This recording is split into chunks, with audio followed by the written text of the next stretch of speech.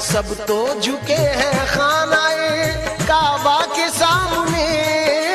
सब तो झुके हैं खानाए काबा के सामने।